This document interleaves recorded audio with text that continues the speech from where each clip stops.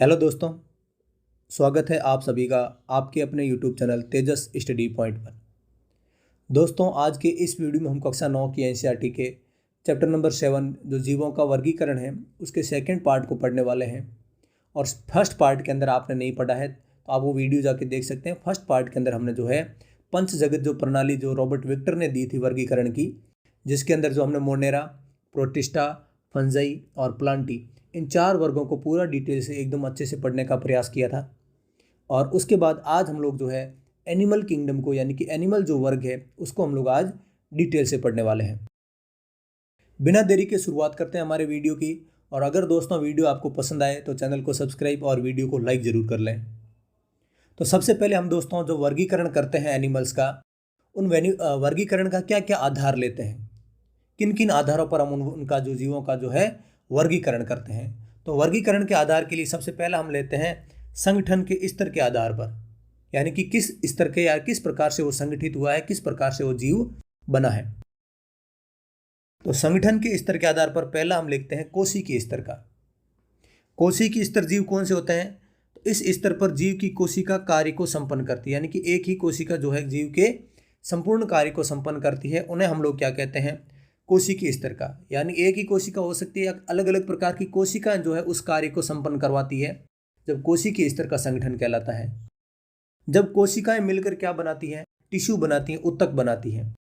तो कोशिकाएं अपना कार्य संगठित होकर ऊतक के रूप में करती है, तब उस जीव का संगठन का स्तर जो है वो कौन सा हो जाएगा? ऊतक स्तर का हो जाएगा। अंग स्तर के संगठन की बात कब करते हैं? जब ऊतक संगठित होकर क्या बनाते हैं? अंग का निर्माण करते हैं। ऊतक संगठित होकर अंग का निर्माण करते हैं, जो एक विशेष कार्य को संपन्न करता है। उस जीव के अंदर हम जो कुछ संगठन का स्तर पढ़ते हैं, हम अंग स्तर का पढ़ते हैं। और उससे भी एडवांस है अंग तंत्र का स्तर, यानी कि बहुत सारे अंग मिलकर जैसे कार्य एक ही कार्य को कंप्लीट करते हैं, उसको हम लोग स्तर को कहते हैं अंग तंत्र का स्तर। जैसे उदाहरण के लिए दोस्तों, हम जो हमारा श्वसन तंत्र पढ़ने हैं, तो श्वसन तंत्र जो काम कंप्लीट होता है उसमें कई सारे अंग, जैसे श्वसन नलिका हो गई, नाक है, मुंह है और फेफड़े है, बहुत सारे अंग जो है मिलके एक इकाई के रूप में कार्य करते हैं। तो वो स्तर कौन सा होता है? अंग तंत्र का स्तर होता है। तो संगठन के स्तर पर हम कोशिका का स्तर पढ़ते हैं, ऊतक स्तर। ऊतक से एडवांस जो है अंग स्तर होता है। अंगों से सबसे एडवांस जो स्तर होता है वो कौन सा होता है? वो अंग तंत्र स्तर होता है। अब दूसरा हम लोग जो है वर्गीकरण का आधार लेते हैं सम्मिति। सम्मिति आपने जो है रीजनिंग में कभी ना कहीं भी पढ़ी होगी, और नहीं तो सम्मिति में बता दूंगा। सम्मिति के आधार पर हम जो है जीवों को 3 भागों में पढ़ते हैं। एक वे जीव होते हैं जो असममित होते हैं, एक वे होते हैं जिनके अंदर अरीय सम्मिति पाई जाती है, और एक ऐसे जीव होते हैं जिनके अंदर द्विपार्श्व सम्मिति पाई जाती है। यानी कि एसिमेट्रिकल जीव पढ़ते हैं, रेडियल सिमेट्रिकल जीव पढ़ते हैं, और हम लोग जो है बाइलेटरल सिमेट्रिकल जीव पढ़ते हैं। ये सब होते क्या है दोस्तों, इस इमेज से समझने का प्रयास करेंगे। पहले देखते हैं असम्मिति क्या होती है। यानी कि किसी भी केंद्रित अक्ष से गुजरने वाली रेखा इन जीवों को 2 बराबर भागों में विभाजित नहीं कर सकती। यानी कि जो ये जीव आपको दिख रहा है, इसके अंदर से आप कोई सी भी लाइन खींचो, एक भी लाइन इन 2 भागों को जो है बराबर भागों में अलग नहीं कर सकती। ऐसे जीवों को हम लोग कहते हैं असममित जीव, जिनके अंदर कोई भी सिमेट्री नहीं पाई जाती, उनको बोलते हैं एसिमेट्रिकल एनिमल। अरीय समिति, जिसको इंग्लिश में हम जो है रेडियल सिमेट्री कहते हैं, ये क्या होता है? किसी भी केंद्र अक्ष से गुजरने वाली रेखा इन्हें 2 बराबर भागों में विभाजित कर देती। अब ये किसी भी केंद्र से गुजरने वाली कोई भी रेखा खींच लो, अगर किसी जीव को 2 बराबर भागों में विभाजित कर देती है, तो उसके अंदर कौन सी समिति पाई जाती है? अरीय समिति पाई जाती है। जैसे आप यहाँ से लाइन खींचोगे तो भी 2 बराबर भागों में अलग हो जाएगा। अगर आप यहाँ से लाइन खींच रहे हो तो भी 2 बराबर भागों में। कहीं से भी आप इसके अंदर से जो है कोई भी अक्ष खींच लो, जो जीव है वो 2 बराबर भागों में विभाजित हो जाएगा। तो ऐसी समिति को हम क्या कहते हैं? अरीय समिति कहते हैं। और तीसरा हमारा द्विपार्श्व सम्मित। द्विपार्श्व सम्मित में कहते हैं कि जब केवल एक ही अक्ष से गुजरने वाली रेखा शरीर को 2 समरूप भागों में जो है बांटा जा सकता है, उसको कहते हैं बाइलेटरल या द्विपार्श्व सम्मित। यानी कि सिर्फ एक ही ऐसी रेखा खींच सकते हैं जो शरीर को 2 भागों में बांटे, उसके बाद ऐसी कोई भी रेखा नहीं खींच सकते जो शरीर को 2 बराबर भागों में बांट दे। उदाहरण के लिए देखें तो अपने मनुष्य का शरीर, जैसे ही हम लोग जो है इस प्रकार की एक समिति खींचते हैं तो शरीर 2 भागों में बंट जाता है। लेकिन जब आप यहाँ से एक रेखा खींचते हो तो शरीर जो है 2 भागों में नहीं बंटता। फिर आप कहीं से भी लाइन खींच दो शरीर जो है दो भागों में नहीं बटेगा। दो भागों में कहने का मतलब है कि दो बराबर भागों में नहीं बटेगा, तो उसको बोलते हैं हम लोग दोस्तों द्विपार्श्व सममित। तो दोस्तों इन नामों को आप थोड़े से अपने दिमाग में बिठा लें, क्योंकि ये नाम बार बार रिपीट होंगे। हम जितने भी फाइलम पढ़ेंगे एनिमल किंगडम के, उन फाइलम के अंदर ये आएगा कि ये द्विपार्श्व सममित है, ये असममित है, या ये रेडियल अर्य सममिति वाला है। तो अब ये नाम जो है बार बार जो है एक्सप्लेन नहीं किए जाएंगे, तो आप इनको अच्छे से समझें कि सममिति के आधार पर जीव तीन प्रकार के पाए जाते हैं।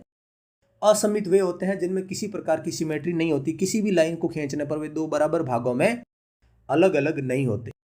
और अर्य सममिति वो होते हैं कि आप कहीं पर भी केंद्र से जाने वाली किसी भी अक्ष को खींच लो, जीव दो बराबर भागों में बंट जाएगा, तो उसको हम लोग कहते हैं अर्य सममिति वाले।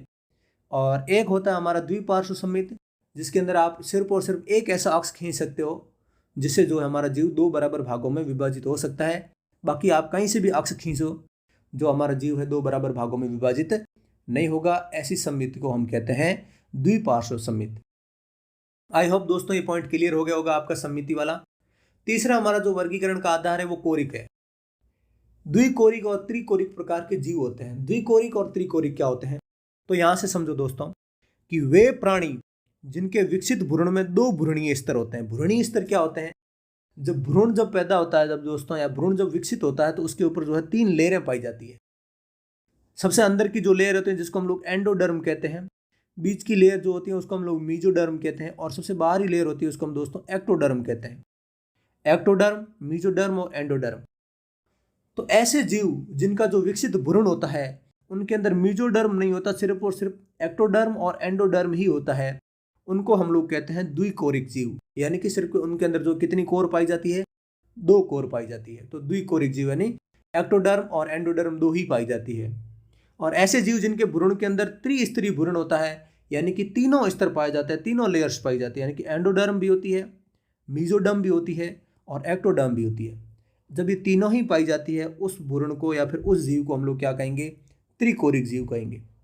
तो दोस्तों बार बार ये नाम आएंगे कि द्विकोरिक जीव है, ये त्रिकोरिक जीव है, ये अर्य सममिति वाला जीव है, और ये इनका संगठन का स्तर जो है वो कोशिकीय स्तर का या ऊतक स्तर का। तो इन तीनों पॉइंट्स को जो है आप अच्छे से जो है समझने का प्रयास करें।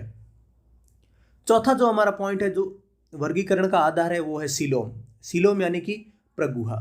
प्रगुहा होती क्या है, शरीर की भित्ति तथा आहार नाल के बीच में जो गुहा पाई जाती है, जो खाली स्थान पाया जाता है शरीर की भित्ति और आहार नाल के बीच, उसको हम लोग क्या कहते हैं, प्रगुहा कहते हैं। इस प्रगुहा की स्थिति के आधार पर भी हम लोग जीवों को तीन भागों में बांटते हैं। एक जीव वे होते हैं जो प्रगुही प्राणी, यानी कि जिनके अंदर सीलोम पाया जाता है, जिनके अंदर प्रगुहा पाई जाती है, उनको हम लोग कहते हैं प्रगुही प्राणी। एक वे होते हैं जिनके अंदर कूट प्रगुहा पाई जाती है, जिनको हम लोग कहते हैं कूट गुहिक प्राणी। और एक वे जीव होते हैं जिनके अंदर गुहा नहीं पाई जाती, उन्हें हम कहते हैं गुहिक प्राणी। अच्छे से डिटेल से समझने का प्रयास करते हैं दोस्तों प्रगुही प्राणी, कूट गुहिक प्राणी और अगुह्य प्राणियों को। तो प्रगुही प्राणी क्या होते हैं, तो मीजोडर्म से आच्छादित शरीर की देह गुहा को, जिसमें जो है देह गुहा पाई जाती है, उन जीवों को हम जो है प्रगुही प्राणी कहते हैं। यानी कि दोस्तों ये बाहर की जो एक्टोडर्म है और ये अंदर की जो है क्या है, ये जो बीच में ब्लैक वाली दिख रही है आपको, ये जो है एंडोडर्म है। और ये जो जिसमें ये रेड कलर की दिख रही है ना, ये दोस्तों हमारी मीजोडर्म है, जिसमें मीजोडर्म से ढकी हुई ये देह गुहा पाई जाती है जो वाइट वाइट है, इनको जो है हम लोग कहते हैं प्रगुह्य प्राणी। तो प्रगुह्य प्राणियों को समझे दोस्तों कि मीजोडर्म से आच्छादित जिनके अंदर देह गुहा पाई जाती है, उन प्राणियों को हम लोग प्रगुह्य प्राणी कहते हैं। दूसरा है कूटगुही प्राणी। तो कुछ प्राणियों में ये गुहा जो है वो मीजोडर्म से आच्छादित न होकर बल्कि मीजोडर्म और एक्टोडर्म के बीच, एंडोडर्म के बीच जो है बिखरी हुई रहती है। ये एंडोडर्म है दोस्तों ब्लैक वाला, ये एक्टोडर्म है और ये जो है मीजोडर्म है। तो ये जो है बिखरी हुई रहती है, यानी कि एक्टोडर्म और एंडोडर्म के बीच भी पाई जाती है, मीजोडर्म के बीच भी पाई जाती है।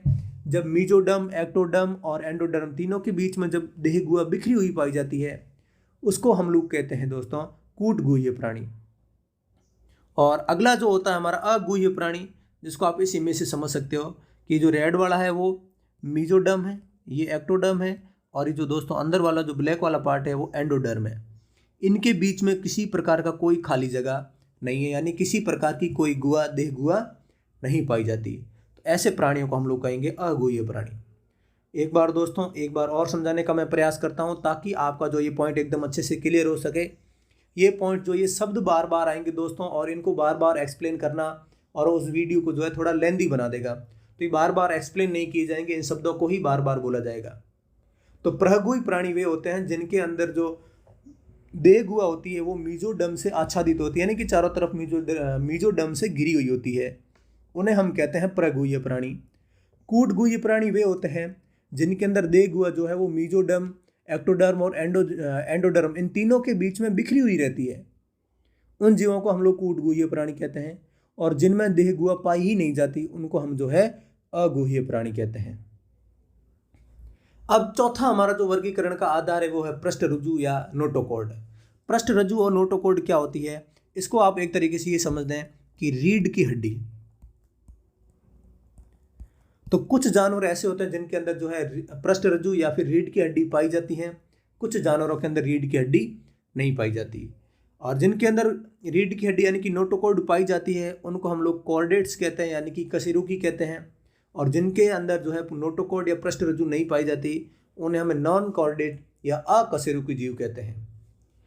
तो पृष्ठरज्जु युक्त प्राणी को कशेरुकी और पृष्ठरज्जु रहित प्राणी को हम लोग क्या कहेंगे, नॉन कॉर्डेट या अकशेरुकी कहेंगे।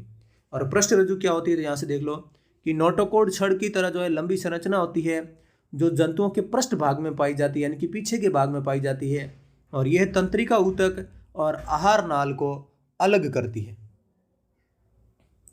अब दोस्तों हमने वर्गीकरण के सारे आधार पढ़ लिए, संगठन के स्तर पढ़ लिए जिसके अंदर कोशिकीय, ऊतक, अंग और अंग तंत्र का संगठन पढ़ा। उसके बाद दोस्तों हमने जो है समिति के आधार पर रेडियल, एसिमेट्रिकल और बाइलेटरल सिमेट्रिकल पढ़े थे। बाद में दोस्तों हमने द्विकोरिक और त्रिकोरिक भ्रूणीय स्तरों के बारे में भी हमने पढ़ा। और उसके बाद दोस्तों हमने गुहा के आधार पर पढ़ा, यानी कि सीलोम, जिनके अंदर जो है प्रगुह्य प्राणी, अगुह्य प्राणी और कूटगुह्य प्राणियों के बारे में पढ़ा। दोस्तों अगर आपको इससे पीछे वाले जो हमने जितने भी पढ़े हैं वर्गीकरण के आधार समझने में दिक्कत हुई, आपको थोड़ा सा इनको एक बार और देख सकते हैं ताकि आगे के जितने भी हम लोग फाइलम पढ़ रहे हैं वो जो है हमारे लिए ईजी हो जाए। अब दोस्तों हम जो एनिमल किंगडम पढ़ रहे हैं, तो आप लोगों को दोस्तों पता है कि हम जो है वर्गीकरण की जो है किंगडम जो है वर्गीकरण की सबसे बड़ी इकाई है। और इकाइयों के बारे में हमने पढ़ा था कि दोस्तों कल हमने पढ़ा कि सबसे छोटी इकाई जो है वो स्पीसीज होती है। स्पीसीज के बाद में दोस्तों जीन्स होती है, यानी कि कुल होता है। कुल के बाद में जो है सब वंश होता है, सॉरी वंश के बाद में जो है कुल होता है, यानी कि फैमिली होती है।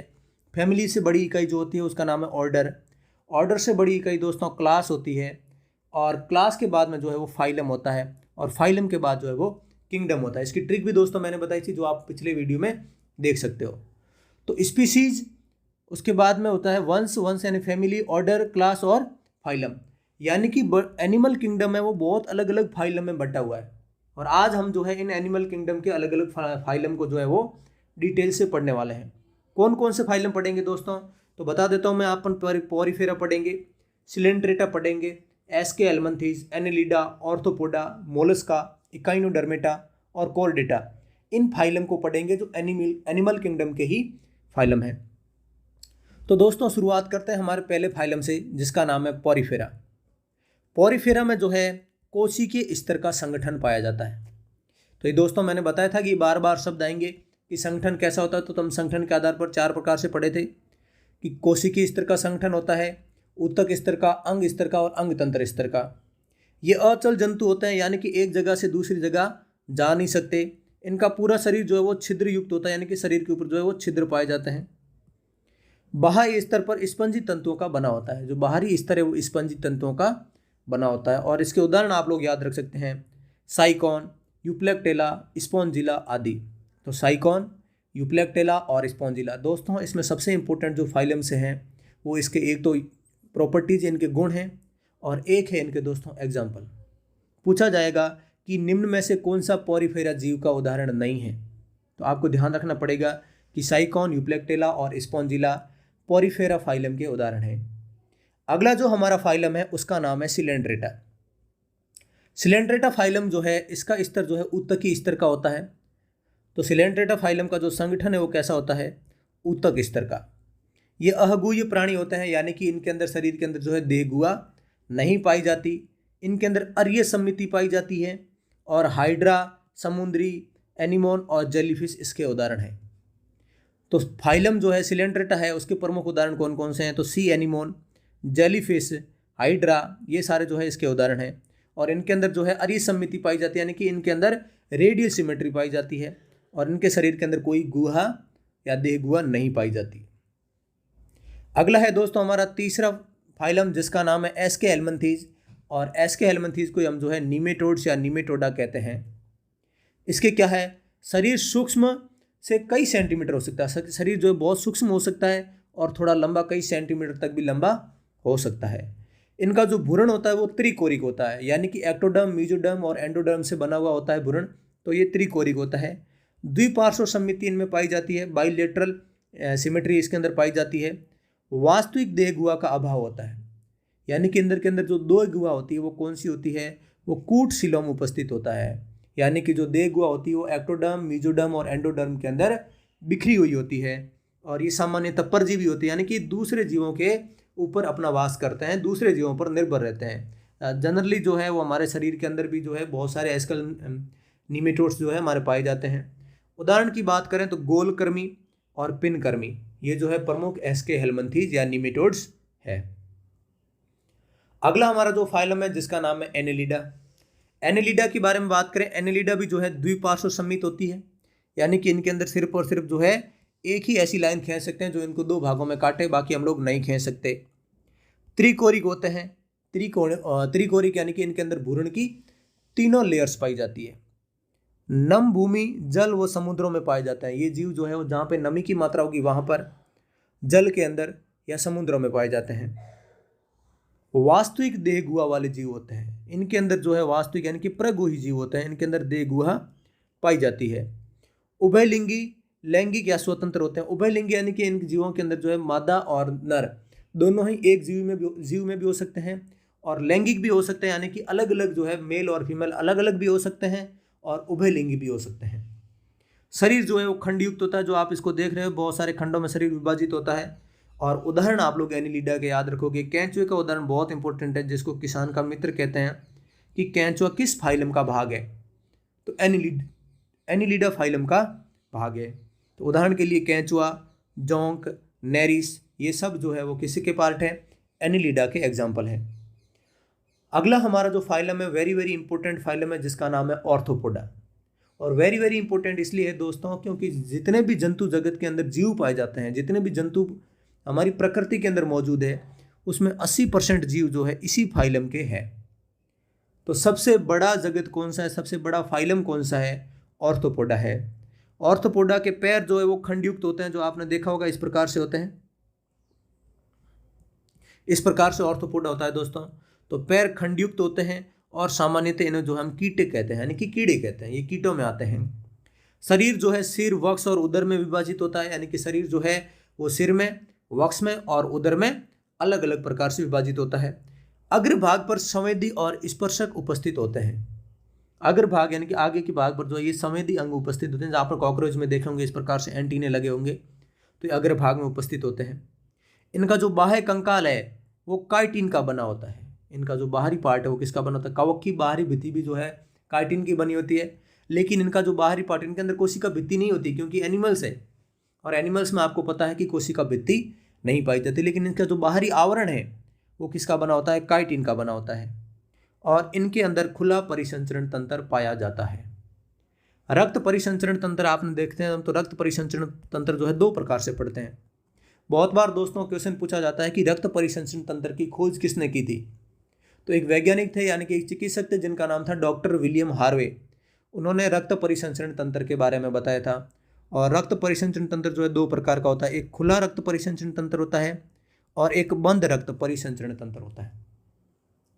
खुले का मतलब होता है कि वह जीव जिनके अंदर रक्त जो है किसी भी रक्त वाहिनी यानी कि रक्त वाहिनियों का अभाव होता है, धमनी और सिरा जैसी संरचनाएं नहीं होती, इनके शरीर के अंदर ही रक्त रहता है, जिनको हम लोग कहते हैं खुला परिसंचरण तंत्र। और जिनके अंदर जो है जो ब्लड है, रक्त है, वो वाहिनियों के अंदर प्रवाहित होता है, यानी कि धमनी और सिरा जैसी संरचनाओं के अंदर प्रवाहित होता है, उस परिसंचरण तंत्र को हम लोग बंद परिसंचरण तंत्र कहते हैं। और बंद परिसंचरण तंत्र जो है विकसित जीवों के अंदर पाया जाता है। मनुष्यों के अंदर जैसे हम देखते हैं और सारे जानवरों के अंदर जो है वो बंद परिसंचरण तंत्र पाया जाता है, लेकिन ऑर्थोपोडा के अंदर किस प्रकार का परिसंचरण तंत्र होता है? खुला परिसंचरण तंत्र होता है। उदाहरण याद रख सकते हो दोस्तों, झींगा, तितली, मकड़ी, बिच्छू, कॉकरोच। यहाँ एग्जाम्पल भी दे रखे हैं, ये हो गया झींगा, मकड़ी, तितली, मक्खी, केकड़ा, कॉकरोच, ये सारे उदाहरण जो है वो ऑर्थोपोडा के हैं। उसके बाद दोस्तों हमारा अगला जो फाइलम आता है उसका नाम है मोलस्का। मोलस्का जो है हमारे जीव जगत का दूसरा सबसे बड़ा फाइलम है। एनिमल किंगडम का सबसे बड़ा फाइलम ऑर्थोपोडा और दूसरा सबसे बड़ा फाइलम कौन सा है? मोलस्का। इसकी लगभग कितनी स्पीसीज पाई जाती है हमारी पृथ्वी पर? तो हमारी पृथ्वी पर 90,000 से भी ज़्यादा स्पीसीज मोलस्का की पाई जाती है। इनका शरीर जो है मुलायम होता है और द्विपार्श्व सममित होता है। और बार बार दोस्तों इनके बारे में मैं नहीं बताऊंगा कि द्विपार्श्व सममित क्या होता है, तो आप ध्यान रखें इनको। शरीर जो है इनका भी सिर, उदर और पाद में विभाजित होता है। शरीर उनका जो है शरीर सिर, वक्ष और उदर में विभाजित होता है ऑर्थोपोड्स का। और मोलस्का का शरीर जो है सिर, उदर और पाद में विभाजित होता है। बाह्य भाग में जो है कैल्शियम खोल का बना होता है। इनका जो बाहरी पार्ट है आप देख रहे हो, ये कैल्शियम की खोल का बना होता है। बहुत ही कठोर कैल्शियम की खोल होती है। इनके अंदर भी जो है कैसा परिसंचरण तंत्र पाया जाता है? खुला परिसंचरण तंत्र पाया जाता है। और मोलस्का के उदाहरण आप लोग ध्यान रखेंगे, सीप, घोंगा, ऑक्टोपस, काइटिन, ये सारे जो है काइटॉन, ये सारे मोलस्का के उदाहरण हैं। तो सीपिया है, घोंगा है, ऑक्टोपस है, ये सारे उदाहरण किसके हैं? मोलस्का फाइलम के हैं। अगला हमारा जो फाइलम है दोस्तों इसका नाम है इकाइनोडर्मेटा। इकाइनोडर्मेट्स क्या होते हैं? ये समुद्री जीव होते हैं।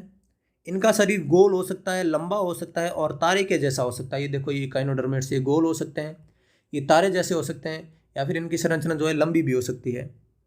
बाह्य सतह पर कैल्शियम कार्बोनेट का जो है कंकाल और कांटे पाए जाते हैं। इसके शरीर के बाहरी स्तर पर जो है कैल्शियम कार्बोनेट का कंकाल भी हो सकता है और बाहर जो है और क्या पाए जाते हैं? कांटे पाए जाते हैं, जो आप इस इमेज से देख सकते हो। शरीर जो है अखंडित, त्रिकोरक और देहगुहा युक्त होता है।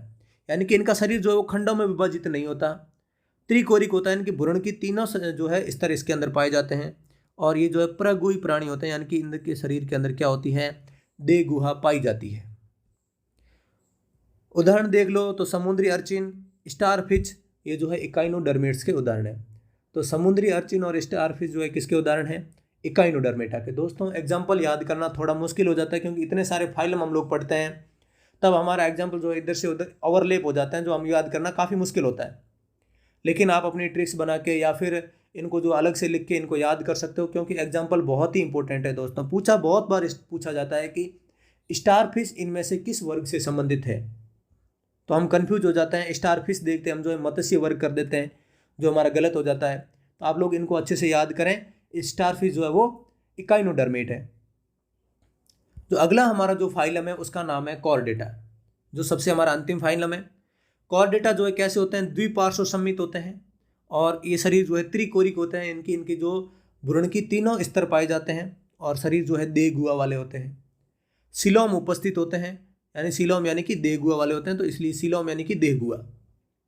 अंग तंत्र स्तर का जो है संगठन होता है। तो मनुष्य भी जो है इसी कॉर्डेटा का ही भाग है, क्योंकि हमारा जो संगठन है वो कैसा होता है? अंग तंत्र स्तर का होता है। मेरु रज्जु जो है उपस्थित होती है, यानी कि रीढ़ की हड्डी जो है प्रेजेंट होती है। पूंछ जीवन की किसी अवस्था में उपस्थित होती है, मतलब किसी अवस्था में जो है पूंछ उपस्थित होती है और किसी अवस्था में उपस्थित नहीं होती। और कशेरुक दंड उपस्थित होता है, यानी कि कशेरुक दंड यानी कि रीढ़ की हड्डी। अब कॉर्डेटा को भी हमने दो भागों में बांट दिया, प्रोटोकॉर्डेट और वर्टिब्रेटा। तो कॉर्डेटा को दो भागों में बांट दिया, कौन कौन से? प्रोटोकॉर्डेट और वर्टिब्रेटा। प्रोटोकॉर्डेट, प्रोटो का मतलब होता है पुराना, यानी कि ऐसे जीव जो पुराने समय के हैं और उनके अंदर कॉर्डेटा यानी कि निमोटोइड नोटोकॉर्ड पाई जाती है, पृष्ठरज्जु, तो उनको प्रोटोकॉर्डेटा कहते हैं। और बाकी वालों को क्या कहते हैं? वर्टिब्रेटा। तो प्रोटोकॉर्डेटा के बारे में पढ़ते हैं। ये कर्मी की तरह दिखने वाले जंतु होते हैं, वर्म्स की तरह होते हैं, समुद्रों में पाए जाते हैं, द्विपार्श्व सममित होते हैं, त्रिकोरिक होते हैं और देहगुहा युक्त होते हैं। इनको अलग अलग याद करने की दोस्तों जरूरत नहीं है, क्योंकि यह तो कॉर्डेट, तो कॉर्डेट के हमने पढ़ लिए हैं कि द्विपार्श्व सममित होते हैं, त्रिकोरिक होते हैं, देहगुहा युक्त होते हैं, अंग तंत्र का संगठन पाया जाता है। ये सब जो है सबके प्रोटोकॉर्डेटा और वर्टिब्रेटा में सेम ही पॉइंट है, बस इतना ही अंतर है जो है वो पृष्ठरज्जु के आधार पर जो हम लोग पढ़ रहे हैं। ये जो है श्वसन द्वारा जो है, श्वसन कहाँ किसके द्वारा करते हैं, ये गिल्स के यानी कि गलफड़ों के द्वारा जो ये श्वसन करते हैं। नोटोकॉर्ड लार्वा की अवस्था में उपस्थित होते हैं। जब इतना ही डिफरेंस है दोस्तों प्रोटोकॉर्डेटा और वर्टिब्रेटा में। प्रोटोकॉर्डेटा में जो नोटोकॉर्ड होती है यानी कि पृष्ठरज्जु होती है, वो लार्वा की अवस्था में तो उपस्थित होती है, लेकिन बाद में जब वो जीवन की अवस्था में आते हैं, जब उनके अंदर पृष्ठरज्जु जो होती है, नोटोकॉर्ड होती है, वो उपस्थित नहीं होती। इसीलिए जो है इनको वर्टिब्रेट से हम लोग क्या करते हैं, अलग कर देते हैं। उदाहरण याद रखेंगे दोस्तों प्रोटोकॉर्डेटा के, बेलेनोग्लेसिस और हार्डमेनिया। बेलेनोग्लेसिस और हार्डमेनिया जो है वो प्रोटोकॉर्डेट के उदाहरण हैं। और अगला हमारा जो फाइनल फाइलम है, जो कॉर्डेटा का ही सेकंड पार्ट है, जिसका नाम है वर्टिब्रेट। तो हमने जो है पढ़ ही लिया, ये तो कॉर्डेटा के अंदर द्विपार्श्व संमित होते हैं, त्रिकोरिक होते हैं, देगुआ होती है, अंग तंत्र स्तर का संगठन पाया जाता है, जिनको हम लोग बार बार पढ़ रहे हैं, तो आपको अलग अलग याद करने की जरूरत नहीं है। बस इनको यही डिफरेंस है कि नोटोकॉर्ड जो है वो मेरु रज्जु में परिवर्तित हो जाती है, जो रीढ़ की हड्डी होती है उसके अंदर परिवर्तित हो जाती है। कौन, नोटोकॉर्ड। वर्टिब्रेटा को और 5 वर्गों में बांटा गया है। ये दोस्तों मोस्ट इंपोर्टेंट पॉइंट है यहाँ पे। वर्टिब्रेटा को 5 महत्वपूर्ण वर्गों में बांटा गया है। कौन कौन से वे वर्ग है, वे मत्स्य वर्ग है, वे एम्फीबिया वर्ग है, वे सरीसृप है, वे पक्षी है और स्तनधारी। यानी कि जो पीसीज है, एम्फीबियंस है, रेप्टाइल्स है, एवीज है और मैमल्स है। अब पहला वर्ग पढ़ते हैं मत्स्य वर्ग। मत्स्य वर्ग का मतलब होता है मछलियाँ। तो ये जलीय जीव होती है मछलियाँ, तो इनके अंदर श्वसन के लिए गिल्स उपस्थित होते हैं। गिल यानी कि गलफड़े, जिसके जो है जिन गिल्स की मदद से ये क्या कार्य करते हैं, श्वसन करते हैं। त्वचा जो है सल्क अथवा प्लेटों से ढकी होती है। द्विपार्श्व संमित होते हैं। सारे के सारे दोस्तों ये पॉइंट आपको ध्यान रखने की, अलग अलग याद करने की जरूरत नहीं है। सारे जो कॉर्डेट्स होते हैं उनका शरीर जो है वो द्विपार्श्व संमित होता है। तो हम कॉर्डेट के अंदर वर्टिब्रेटा को पढ़ रहे हैं, तो इनको आपको अलग अलग अंग तंत्र का स्तर होता है, द्विपार्श्व संमित होते हैं, बंद जो है रक्त परिसंचरण तंत्र पाया जाता है। इनको आप लोगों को अलग से याद करने की जरूरत नहीं है। ये सारे पॉइंट्स जो है देगुआ पाई जाती हैं, सब में जो कॉमन पॉइंट है। धारा रेखीय शरीर होता है जो तैरने में मदद करता है। ये मत्स्यों के लिए इंपॉर्टेंट है। मत्स्यों का शरीर जो इस प्रकार होता है, यानी कि धारा के प्रवाह की तरह होती है, ताकि जो है इनको तैरने में मदद मिल सके। इनका हृदय 2 कक्षों में विभाजित होता है। ये इंपॉर्टेंट पॉइंट है दोस्तों। अपने हृदय के जो है अलग अलग चैम्बर होते हैं। हमारे मनुष्य का जो शरीर है, आपने बहुत बार देखा होगा, 5वीं 6ठी क्लास में भी हम लोग पढ़ लेते हैं कि हमारा शरीर जो है, मनुष्य के शरीर का जो हृदय है वो 4 कोष्ठी होता है, यानी कि 4 उसके अंदर चैम्बर होते हैं। 2 निलय होते हैं, 2 आलिंद होते हैं। उसी प्रकार सभी जंतुओं के अंदर जो है अपने अपने हृदय होते हैं और उनके हृदयों का कोष्ठ होते हैं, यानी कि चैम्बर होते हैं। तो इस मत्स्य वर्ग के जो जितने भी जानवर हैं, यानी कि जितनी भी मछलियां हैं, उनका हृदय जो है कितने कक्ष का होता है, 2 कक्ष होता है, यानी कि 2 चैम्बर होते हैं। इनके अंदर कुछ के अंदर जो कंकाल होता है वो उपास्थि का बना होता है, और कुछ मछलियों का जो कंकाल है वो हड्डी का बना होता है। हड्डी और उपास्थि दोनों संयोजी ऊतक है, जिनको हमने ऊतक वाले चैप्टर में पढ़ा है। उपास्थि जो है वो थोड़ी कमजोर होती है, यानी कि मुलायम सी होती है, और हड्डियां जो है बहुत कठोर होती है। उपास्थि काल जो है मछली कौन कौन सी है जिसके अंदर जो है उपास्थि का कंकाल पाया जाता है, तो वह शार्क मछली, यानी कि कोई भी हड्डी नहीं पाई जाती। और कंकाल जो है अस्थि कंकाल वाली मछलियां कौन कौन सी, जिनके अंदर कंकाल जो अस्थि का बना होता है, तो उनके अंदर आप याद रखोगे रोहू और ट्यूना। और बाकी इसके उदाहरण आप लोग याद रख ही सकते हो। शार्क एक मछली है, रोहू मछली है, टॉर्पीडो है, ये सारे के सारे मत्स्य वर्ग के संबंधित है। दोस्तों 2 ऐसे एग्जाम्पल है जो हमको बहुत ज़्यादा कन्फ्यूज करते हैं। तीसरा भी करते हैं, हमें बहुत से एग्जाम कन्फ्यूज करते हैं। जैसे हमें ये एग्जाम्पल जो है सबसे ज़्यादा कन्फ्यूज करता है, स्टारफिश जो इकाइनोडर्मेटा है। एक हमें और एग्जाम्पल जो हमें कन्फ्यूज करता है, तो दोस्तों मैं आपको इमेज दिखा देता हूँ, ये रहा जेलीफिश। अब जेलीफिश देख के हम जो दोस्तों फिश यानी कि मत्स्य वर्ग कर देते हैं, जो हमारा क्वेश्चन गलत हो जाता है। जेलीफिश जो है वो सिलेंट्रेटा का पार्ट है, सिलेंट्रेटा का एग्जाम्पल है। तो ये थोड़ा सा आप नाम से कंफ्यूज ना होए। और मैं आपको ये बताना चाह रहा था कि जो डॉल्फिन आप मछली देखते हो, या फिर व्हेल मछली हम लोग कहते हैं, जो ये मछलियां नहीं होती, ये वास्तव में स्तनधारी होते हैं, यानी मैमल्स होते हैं। एम्फीबिया पढ़ते हैं। एम्फीबिया को जो है जल स्थल सर भी कहते हैं, क्योंकि जल के अंदर भी रह पाते हैं और स्थल के ऊपर भी रह पाते हैं।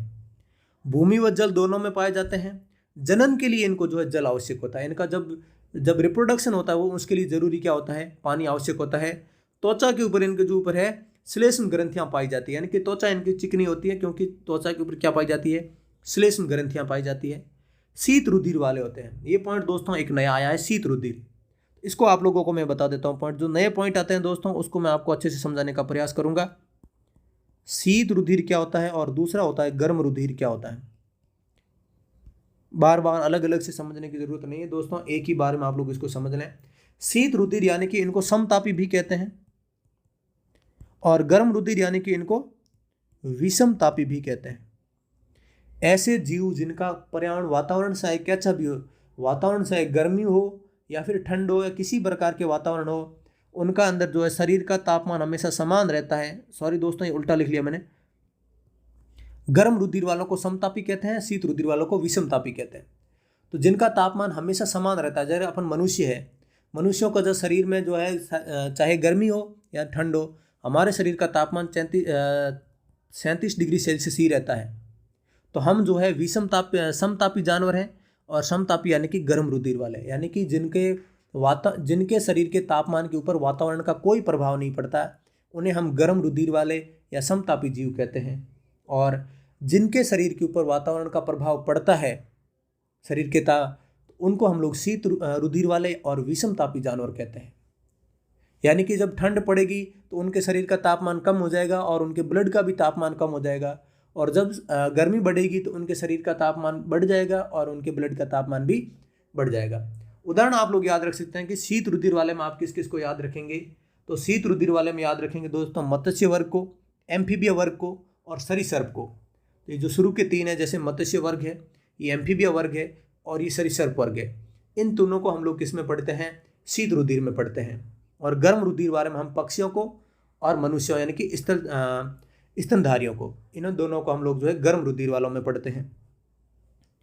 एम्फीबियंस का जो हृदय है वो 3 कोष्ठी होता है, 3 चैम्बर वाला होता है। श्वसन जो है वो गिल के द्वारा भी करते हैं, और स्थल पर रहते हैं तो वो फेफड़ों के द्वारा भी करते हैं, तो दोनों के द्वारा श्वसन करते हैं। और उदाहरण आप लोग याद कर सकते हो कि टॉड, मेंढक, सिलामेंडर, ये सारे जो है एम्फीबिया के उदाहरण हैं। अगला हमारा जो वर्ग है उसका नाम है सरीसृप। सरीसृप से आप सर्प से नाम समझते हो, सांपों वाली प्रजाति। ये अधिकांश जो है स्थल सर होते हैं, यानी कि थल के ऊपर घूमते हैं, और कुछ जो एक सांप होते हैं जो आपने देखा होगा पानी में भी तैर पाते हैं। शरीर के ऊपर जो है सल्क पाए जाते हैं। श्वसन जो है फेफड़ों के द्वारा करते हैं। शीत रुधिर होते हैं, यानी कि अभी मैंने बताया था कि मत्स्य वर्ग, एम्फीबिया वर्ग और सरीसृप वर्ग तीनों ही जो है वो शीत रुधिर या फिर असमतापी विषमतापी होते हैं। हृदय जो है इनका भी त्रिकक्षीय होता है, यानी कि 3 चैम्बर वाला होता है। लेकिन मगरमच्छ जो है इसका उदाहरण जो है अलग होता है। तो जो मगरमच्छ जो है वो भी सरीसृप होता है, लेकिन इसका जो हृदय होता है वो 3 कोष का ना होकर कितने कक्षीय होता है, 4 कक्षीय होता है। ये जो अंडे देते हैं वो कवचयुक्त अंडे देते हैं, और इसके उदाहरण आप लोग याद रखेंगे सांप, कछुआ, छिपकली, मगरमच्छ आदि। अगला जो हमारा वर्ग है वो है एवीज। एवीज यानी कि पक्षी वर्ग। पक्षी वर्ग में इनकी जो अस्थियां होती है वो खोखली होती है। हृदय इनका 4 कक्षीय होता है। श्वसन फेफड़ों के द्वारा करते हैं। शरीर सिर, गर्दन, धड़ और पूंछ में विभाजित होता है, यानी कि सिर भी होता है, धड़ भी होता है, गर्दन भी होते हैं और पूंछ भी होता है, इनमें अलग अलग विभाजित होता है। अग्रपाद जो होते हैं, आगे के जो पैर होते हैं वो पंखों में रूपांतरित होते हैं। और उदाहरण आपको पता ही है, कौवा, कबूतर, मोर, चिड़िया, गौरैया, ये सारे जो है वो पक्षी वर्ग के उदाहरण है। और सबसे अंतिम जो हमारा वर्ग है कॉर्डेटा का, वर्टिब्रेट्स का, वो है स्तनधारी, या स्तनधारी को हम लोग स्तनपायी भी कहते हैं। त्वचा, बाल, खेद और तेल ग्रंथियां युक्त होती है, यानी कि त्वचा के ऊपर बाल भी होते हैं और क्या होते हैं, तेल ग्रंथियां भी होती है, यानी कि श्वेत ग्लैंड भी होती है। गर्म रुधिर वाले होते हैं। यहाँ पे हम दोस्तों गर्म रुधिर वाले पक्षी और स्तनधारी दोनों गर्म रुधिर वाले होते हैं, यानी कि समतापी होते हैं। यानी कि वातावरण में किसी भी प्रकार का तापमान हो, कम या ज़्यादा हो, लेकिन हमारे शरीर का तापमान हमेशा समान रहेगा, ब्लड का तापमान हमेशा समान रहेगा। इनके अंदर जो है स्तन ग्रंथियां पाई जाती हैं। स्तन ग्रंथियों को दुग्ध ग्रंथियां भी कहते हैं, इस कारण इनको स्तनधारी भी कहते हैं हम लोग। कान जो है बाहर की तरफ उपस्थित होते हैं, इनके लिए जो है बाह्यकर्ण उपस्थित होते हैं। श्वसन जो है फेफड़ों के द्वारा करते हैं। ये शिशुओं को जन्म देते हैं। मोस्ट इंपोर्टेंट पॉइंट दोस्तों एक और हमारा जो स्तनधारियों के लिए यहाँ से बनता है कि स्तनधारी जो है शिशुओं को जन्म देता है, ये तो सबको पता है, लेकिन 2 स्तनधारी ऐसे हैं जो अंडे देते हैं। कौन कौन से? इकिडना और प्लेटिपस। इकिडना और प्लेटिपस ऐसे स्तनधारी है जो अंडे देते हैं। इनकी निषेचन क्रिया जो है आंतरिक होती है। यानी कि निषेचन क्रिया आपको पता है कि नर युग्मक और मादा युग्मक का जो मिलना होता है उसको हम लोग निषेचन फर्टिलाइजेशन बोलते हैं। तो नर युग्मक यानी कि शुक्राणु और अंडाणु का मिलना जो होता है वो शरीर के अंदर होता है, तो निषेचन क्रिया जो है आंतरिक होती है। और इनका हृदय जो वो 4 चैम्बर वाला होता है जो हम लोग पढ़ते हैं स्तनधारी के अंदर जो है मोस्ट कॉमन एग्जाम्पल हम लोग मनुष्य याद रखते हैं। तो आपको पता है मनुष्य का हृदय जो है 4 कक्षीय होता है, तो स्तनधारियों का हृदय जो कितना होता है 4 चैम्बर वाला होता है। और उदाहरण आपको पता है मनुष्य, कंगारू, हाथी, बिल्ली, चमगादड़, कुत्ता, बंदर, ये सारे जो है चूहे, सारे उदाहरण जो है वो स्तनधारियों के उदाहरण है। तो दोस्तों यहाँ पर हम जो है हमारे एनिमल किंगडम वाले चैप्टर को कंप्लीट करेंगे। सारे के सारे जो है एनिमल किंगडम के जितने भी फाइलम हैं उनको मैंने आपको अच्छे से समझाने का प्रयास किया है। अगर आपको वीडियो ज़रा सा भी हेल्पफुल लगा हो तो आप इस वीडियो को लाइक और चैनल को सब्सक्राइब जरूर करें, ताकि हमें भी ऐसे ही वीडियोस बनाने का मोटिवेशन मिलता रहे। तो मिलते हैं दोस्तों अगले वीडियो में, तब तक के लिए जय हिंद, जय भारत।